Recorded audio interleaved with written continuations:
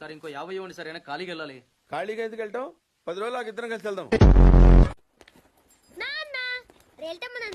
తెచ్చాను రా, railway station platform ఉంది, తెచ్చుకో.